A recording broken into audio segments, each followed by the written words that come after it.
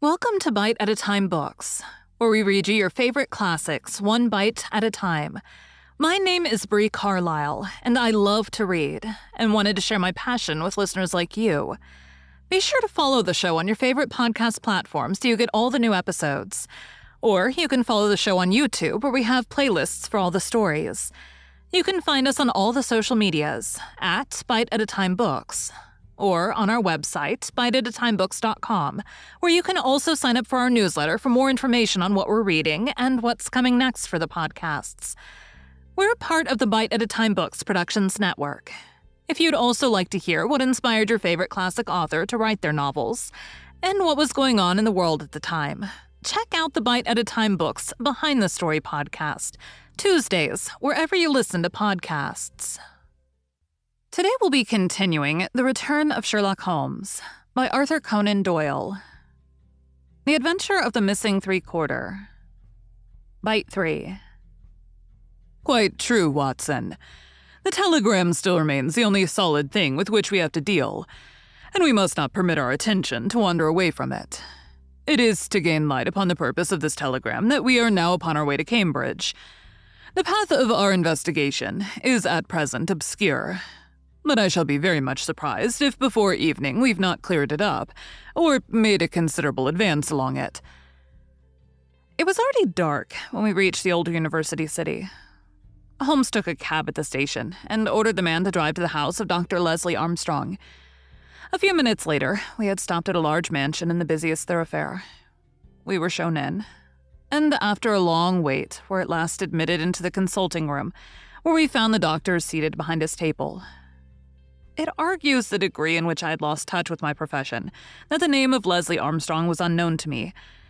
Now, I am aware that he is not only one of the heads of the medical school of the university, but a thinker of European reputation in more than one branch of science.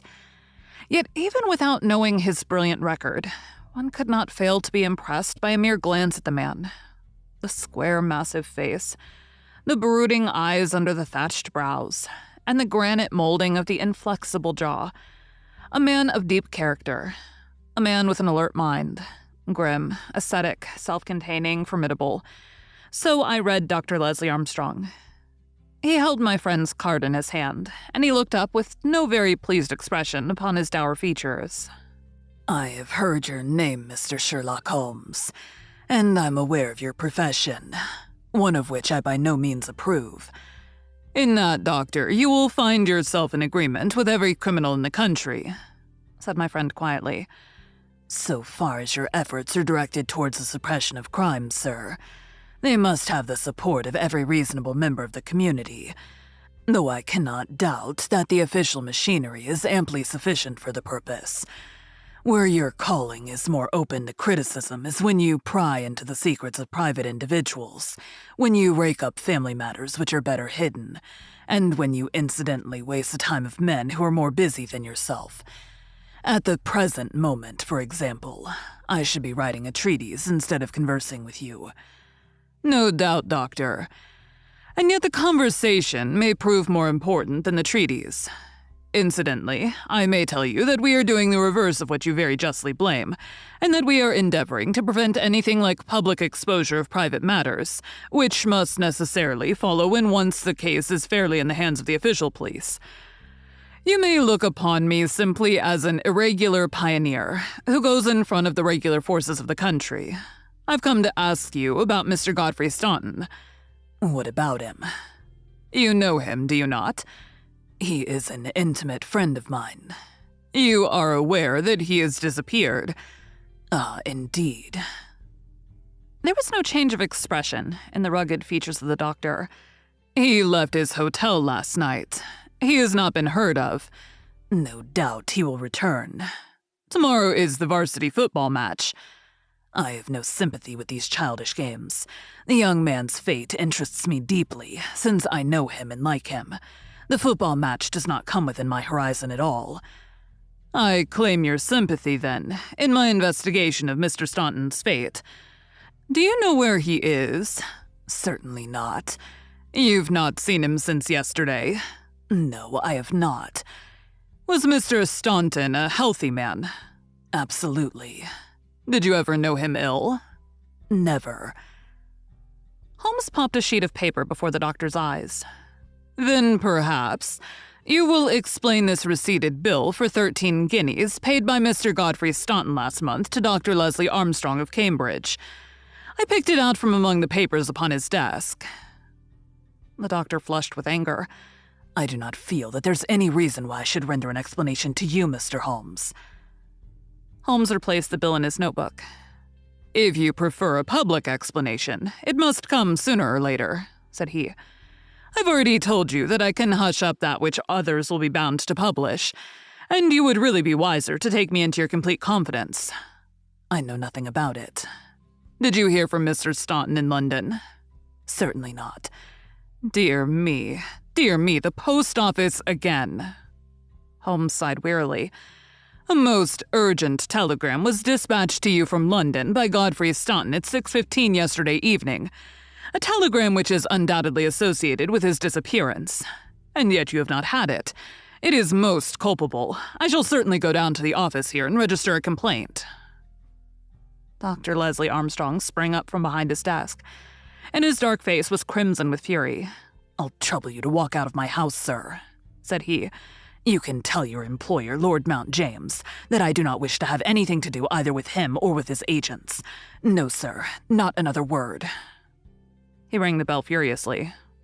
"John, show these gentlemen out." A pompous butler ushered us severely to the door, and we found ourselves in the street. Holmes burst out laughing. "Dr. Leslie Armstrong is certainly a man of energy and character," said he. "I've not seen a man who, if he turns his talents that way, was more calculated to fill the gap left by the illustrious Moriarty. And now, my poor Watson, here we are, stranded and friendless in this inhospitable town which we cannot leave without abandoning our case. This little inn just opposite Armstrong's house is singularly adapted to our needs. If you would engage a front room and purchase the necessaries for the night, I may have time to make a few inquiries." These few inquiries proved, however, to be a more lengthy proceeding than Holmes had imagined, for he did not return to the inn until nearly 9 o'clock.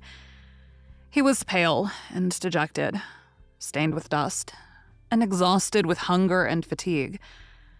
A cold supper was ready upon the table, and when his needs were satisfied and his pipe alight, he was ready to take that half-comic and wholly philosophic view which was natural to him when his affairs were going awry. The sound of carriage wheels caused him to rise and glance out of the window. A brougham and a pair of greys, under the glare of a gas lamp, stood before the doctor's door. "It's been out 3 hours," said Holmes. "Started at 6:30, and here it is back again. That gives a radius of 10 or 12 miles, and he does it once or sometimes twice a day." No unusual thing for a doctor in practice. "But Armstrong is not really a doctor in practice. He is a lecturer and a consultant. But he does not care for general practice, which distracts him from his literary work. Why then does he make these long journeys, which must be exceedingly irksome to him, and who is it that he visits? His coachman, my dear Watson. Can you doubt that it was to him that I first applied? I do not know whether it came from his own innate depravity, or from the promptings of his master, but he was rude enough to set a dog at me. Neither dog nor man liked the look of my stick, however, and the matter fell through. Relations were strained after that, and further inquiries out of the question. All that I've learned I got from a friendly native in the yard of our own inn. It was he who told me of the doctor's habits and of his daily journey. At that instant, to give point to his words, the carriage came round to the door. Could you not follow it? Excellent, Watson. You are scintillating this evening. The idea did cross my mind. There is, as you may have observed, a bicycle shop next to our inn. Into this I rushed, engaged a bicycle, and was able to get started before the carriage was quite out of sight. I rapidly overtook it, and then, keeping at a discreet distance of 100 yards or so, I followed its lights until we were clear of the town. We had got well out on the country road when a somewhat mortifying incident occurred. The carriage stopped, the doctor alighted, walked swiftly back to where I had also halted, and told me in an excellent sardonic fashion that he feared the road was narrow, and that he hoped his carriage did not impede the passage of my bicycle. Nothing could have been more admirable than his way of putting it. I at once rode past the carriage, and keeping to the main road, I went on for a few miles, and then halted in a convenient place to see if the carriage passed. There was no sign of it, however, and so it became evident that it had turned down one of several side roads which I had observed. I rode back, but again saw nothing of the carriage. And now, as you perceive, it has returned after me. Of course, I had at the outset no particular reason to connect these journeys with the disappearance of Godfrey Staunton, and was only inclined to investigate them on the general grounds that everything which concerns Dr. Armstrong is at present of interest to us.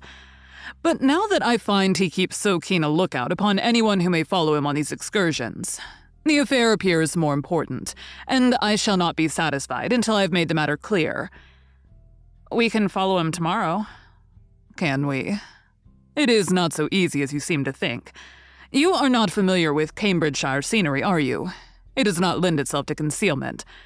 All this country that I passed over tonight is as flat and clean as the palm of your hand, and the man we are following is no fool, as he very clearly showed tonight. I have wired to Overton to let us know any fresh London developments at this address. And in the meantime, we can only concentrate our attention upon Dr. Armstrong, whose name the obliging young lady at the office allowed me to read upon the counterfoil of Staunton's urgent message. He knows where the young man is. To that I'll swear. And if he knows, then it must be our own fault if we cannot manage to know also. At present, it must be admitted that the odd trick is in his possession. And as you are aware, Watson, it is not my habit to leave the game in that condition. And yet the next day brought us no nearer to the solution of the mystery. A note was handed in after breakfast, which Holmes passed across to me with a smile. Thank you for joining Bite at a Time Books today, while we read a bite of one of your favorite classics. Again, my name is Bree Carlile, and I hope you join us tomorrow for the next bite of The Return of Sherlock Holmes. If you enjoyed our show, be sure to follow us so you get all the new episodes. We would also love for you to drop us a rating on your favorite podcast platform. You can catch us on all the social medias at Bite at a Time Books, or check out our website, biteatatimebooks.com, where you can sign up for our newsletter. Our show is part of the Bite at a Time Books Productions Network. If you would also like to hear about the authors who write the books we read on the show, check out the Bite at a Time Books Behind the Story podcast, wherever you listen to podcasts, or on biteatatimebooksbehindthestory.com.